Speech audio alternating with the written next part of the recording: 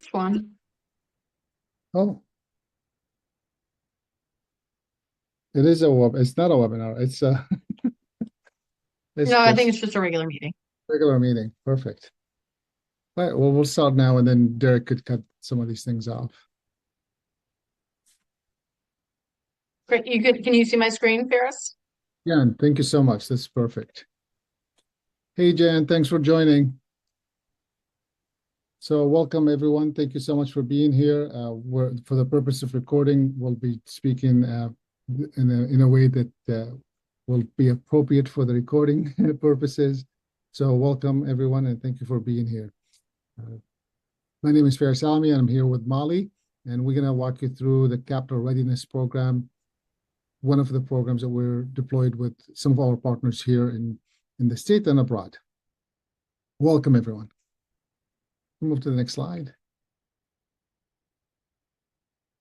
So if you're seeing this in a recording, please feel free to just in the chat, put your name and maybe one fun fact about you. If you're here with us now, you could use the current chat space and write your name and, write your name and one fun fact about you.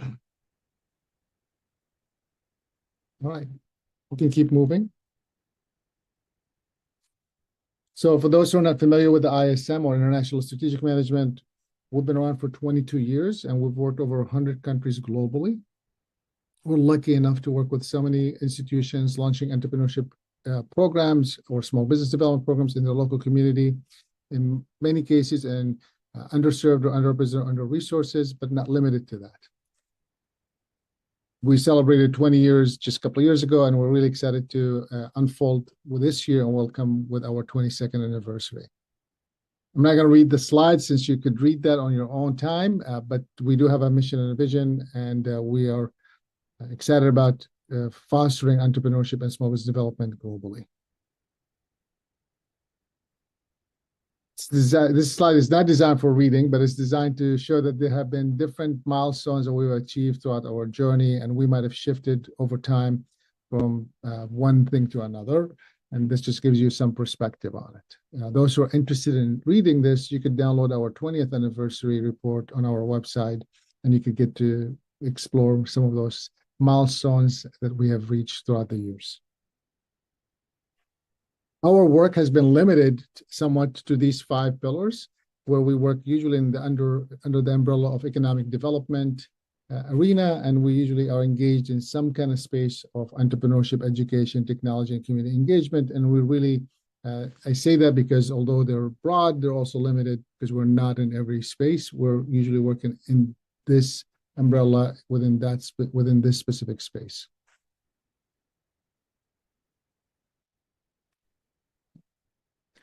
We have been fortunate to work with thousands of entrepreneurs and leaders in communities all over the world. And, what our learning has come from working with those individuals, whether it's one-on-one or through group sessions or through speaking engagement. And these things happen because of our strategic partnerships, which will be our next slide, with some of these institutions globally. Move to the next slide. This is always fun to have someone ask if there is an institutions or not that you're interested in learning more about what we have done with it before. You could put that in the chat and I'll respond to you. Otherwise, I'm happy to speak about any of them just to give you an idea of the depth of our experience in this space. Go to the next slide. Our work is structured in just a high level, 2 tracks, we call them, the entrepreneurs or small business owners track, and then the organization that supports them, or the EDOs, economic development organizations that supports those institutions, is where we basically divide our work in the kind of categories. If we go to the next slide. We have built over the last 22 years in this field and over 30 some years in the arena, lots of expertise around this space. I'm not going to read the slide as you can read it.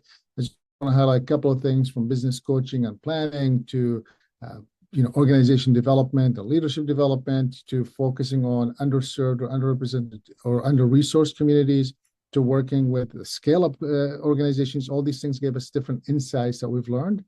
And that will allow us then to talk about our programs, which is the next slide.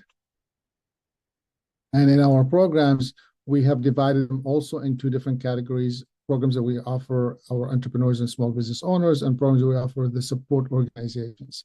Now, what you will learn through the process of, as you engage with ISM, International Strategic Management, you will notice that our support organizations program might end up in an entrepreneur or small business owner program, because we usually support them launching such a program in that community. All right. And then, of course, we do programs that we work in collaboration with the support organizations to offer their specific community beyond directly going to the entrepreneurs. Let's go to the next slide. We do have a very specific process we have built over the years, and this is kind of like a ISM secret sauce, you may say. And then I try to make it look easy. We as a team try to make things look really easy, but just know that we're 20-some years behind this to make it look like this. And some of the things might look and sound really easy, and some might claim that they do. I always tell people, just test it, because the proof is in the pudding when you are able to deploy it or not. Let's move on to the next slide. All of our programs, which I'm going to talk today specifically about our Capital and Finance Readiness Program, but all of our programs, no matter which program we deploy, have what we call the 5 delivery methods that we use to deliver our programs. There'll be some types of portions of it that's online meeting or in-person meeting, a combination. There will be some type of method that we will engage you through in our ISM online community. Actually, we'll have access to each other, so you could talk to each other and exchange each other's information, as well as, this is where I tell people, this is where you receive information from ISM, as well as practice some of the information that we may ask you to reflect on your business. Then you'll also get access to our Yellow Plan. And Yellow Plan is an online tool that we have built, customized for our specific programs. So lots of energy went into making that. And basically what happens there, we have built questions that will walk you through AI to help you even answer some of the questions, including, of course, financial projections and financial forecasting, in addition to drafting your actual plan. In this case, will be a capital and readiness plan versus a business plan versus a resilient plan versus a growth plan versus anything else. We have 20-some programs that we could talk about how each one of them will do it, but we're talking today specifically about the readiness, the finance and readiness, capital readiness and finance program. All of our programs will also have some a syllabus as well as an agenda. And then the last component is will always be some kind of book or workbook or tools that we will introduce you to in the process of this program. In this case, we have lots of tools around financial readiness, credit repair, to financial forecasting, to break-even points analysis, and everything else in between. Let's go to the next slide.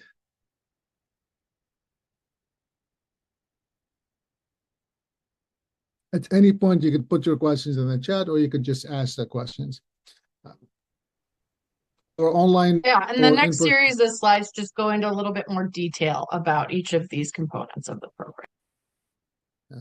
So I'm not going to read them. I'm just going to highlight them really quick. So, each one of them will have, we have thought through basically what should be in each one of these components. And so in this case, when we're doing live sessions, whether it's in person or online or recorded, there is some kind of engagement for the information, ensuring that the topic is being understood by the participants, as well as if there are opportunities to have a discussion. We usually have breakout rooms or in-person discussions, whether subgroups or a larger group, to ensure that the information is being exchanged, and as well as defining and redefining the concepts that are being discussed within that topic. Go to the next slide. The participants will have, the online tool that we have is really unique, because what we did is we built an infrastructure utilizing already a well-known platform to therefore allow people to navigate through our specific pathway of creating these plans based on our experience having supported hundreds of entrepreneurs get funding. and what would it take to really create that plan to be ready for funding or finance. And then, of course, there are opportunities for them to have like questions and answers and comments between each other and support each other in what I would call like a running page of feed, such as you would have in your LinkedIn or Facebook or any other social media. We go to the next slide. Our yellow plan is very powerful because we have customized the questions that may take you through the understanding of how to build that plan, and then you get to finalize it here. So in the community online place, we actually have worksheets that you could answer some of the questions. And if you like your answers, you can copy paste it here, and then you could even use the AI to help you rewrite it, redefine it, and things of that nature. And of course, I always tell people you can't have a plan without a financial. So of course, includes financial planning here as well, in addition to market research and insights or industry trends within the tool. We go to the next slide. The reason why I bring the syllabus and the agenda, because we're not just meeting to meet, we're not talking to talk, we have a specific goals that we want to accomplish within that time. So not only are we going to learn, but apply and present what we're learning in the process. And as I mentioned earlier, all of our programs will have some kind of book that we recommend for you to read. Some of the books, actually, many of the programs in this specific case, we have a workbook that you will get that will allow you to navigate what we're discussing. Then many digital tools that you could, download and save, or use our online tools to stay connected to them. We can go to the next slide. So I want to go through now the exact specific details of the Capital Ready program overview, so you kind of like know exactly what will happen. So this specific program, we have done it in multiple ways. We've done it in 1 week, 3 weeks, and 2 weeks. And then this time we're deploying it in a 3-week session. So the duration will be 3 weeks. We will meet twice a week from 9 to 11, Tuesdays and Thursdays.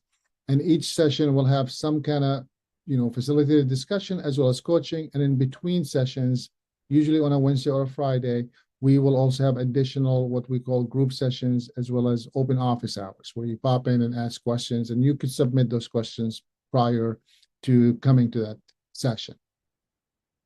These sessions are broken down into these, you can call them 6 sessions. And then each one of the sessions, I think, have 2 or 3 chapters or ideas within each one of them. And then we go through that with you. And we, of course, will have guest speakers. We will have connections to the community. We'll have resources that are shared from the team, as well as the participants that go through these sessions.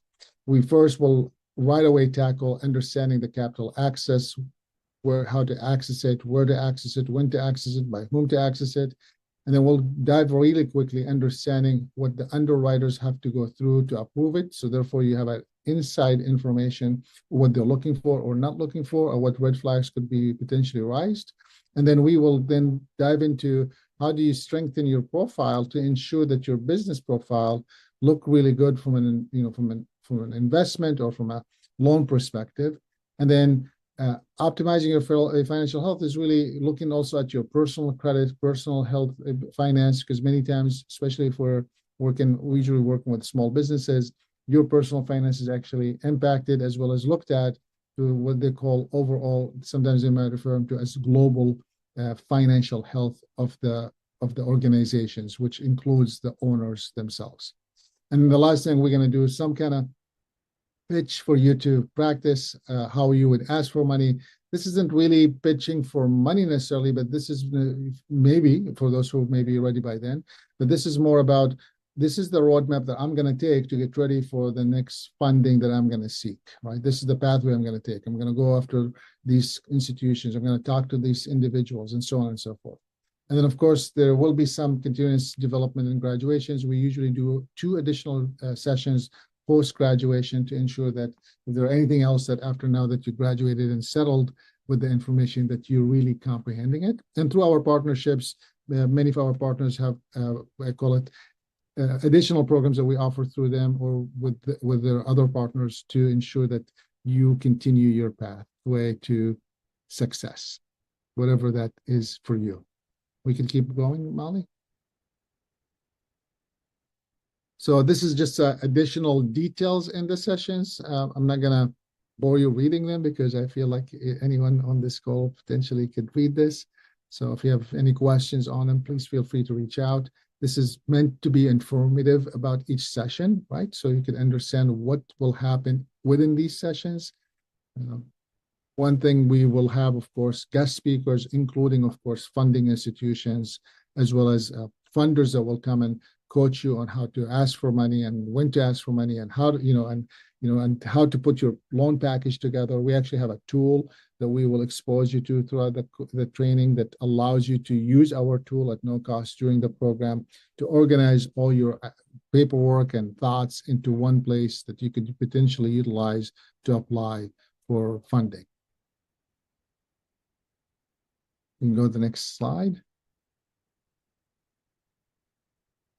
I kind of touched a little bit on this, so there will be some, many expectations from us, from the facilitators, of course, to make sure that they're delivering the content that we have created, and from you as a participants to ensure that you're committed, as well as, that you're engaged. This is not meant to be like what we're doing today, informational sessions. Each one of these sessions usually are more of a practice about the ideas and how to get engaged in the conversation. So usually we'll be asking questions and getting you to be engaged with the conversations versus you now receiving it, learning about the program. We'll go to the next slide. We have a full team that will be deployed to make this happen. Our lead facilitator will be Warren, who will lead the conversations on this whole idea, and he's well known in the space of microfinance and with a banking background. Will really lead you through to understand what what the curriculum looks like and how to unfold it for yourself. I will be in and out with Molly as needed to support, and then Bonnie will co-facilitate and support as well. And then we do have someone in the behind the scene making sure that you have access to all the tools, making sure that you have access to all the curriculum and all those things, and that will be precious. We do have a bigger administrative team. I'm not going to walk you through that today. Just know that there's an additional staff that will be deployed that you might not interact with them, but they're available if needed as needed. And then we do have an extended business coaches and trainers that we utilize based on the different projects that we're deploying within the arena. We've been fortunate. This is just some of the partners that we worked with just last year as a sample. It's not possible to put all of them, but these are some of the organizations that we worked with last year to deploy some of the programs. And I'm going to stop to allow any chances for anyone who had questions or comments or thoughts or anything that you would like to know. We always end our programs with one word about today's discussion, but I could wait on that till you have questions or comments. And since we have you, Jan, you could welcome to do that in unmute or in the chat. For those who are watching this in recording, you could do that in the comments sections or whatever tool you're using, or just email us or contact us directly.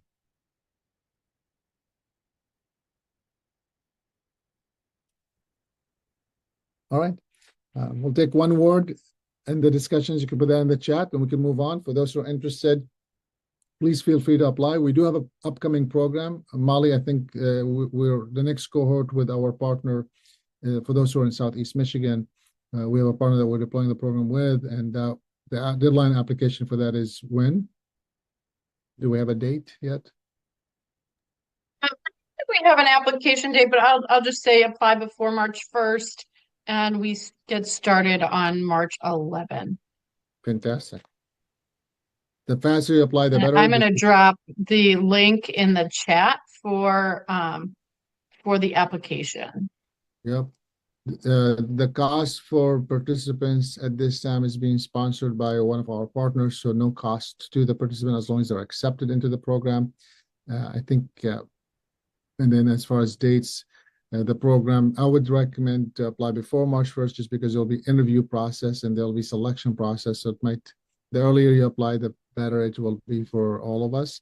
So, but by March 1st, we will basically cut off the selection that we will take for the March cohort, and it'll be 3 weeks, Monday, Tuesday. I don't have the exact date. Molly, you might have that.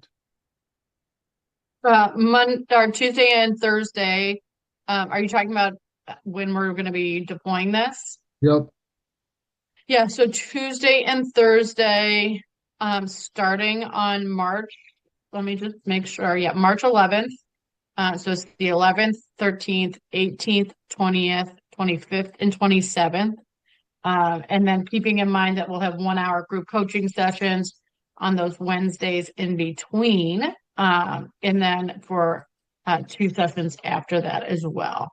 And Ferris, you want to Cool. talk a little bit about eligibility? Why would, who is this program for? I think that might be helpful for our audience too. Yeah, sure. So this program is not designed. This program is actually designed for those who are seeking funding. So if you're thinking of applying for funding, or you're in the process of applying for funding, or you're planning to apply for funding, that would be it. We recommend that that you are ready to apply. That we would be ideal if we can help you apply through the process or support you through the process to create that plan. But that's what the program is designed for, to understand what would it take for you to get real funding based on understanding how the funding works. So whether it's a loan or a grant or whatever you're applying for in funding purposes.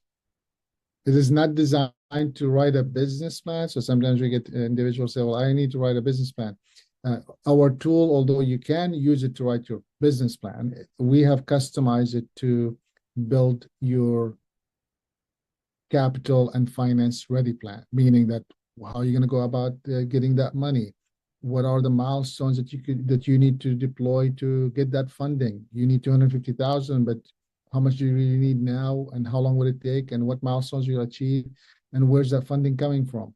Some of the stuff you could definitely use in your regular business plan, but this is meant to be like, this is my pathway, internal use, to create a clear way for me to go after funding.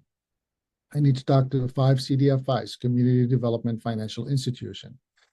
I need to talk to 3 credit unions. I need to talk to 1 banker or 5 bankers, whatever that is. That's really what it's meant for, and that's what it's all about. We will run 3 cohorts this year with one of our partners. We'll potentially have more cohorts running in different states and different other sites. So depending where you're calling from, you might want to just inquire with us and just fill out our short form for our Capital and Finance Readiness service. Molly put that in, she did put that link in here. So for those who are watching on a recorded line, this will be available for you to click on and just fill it out.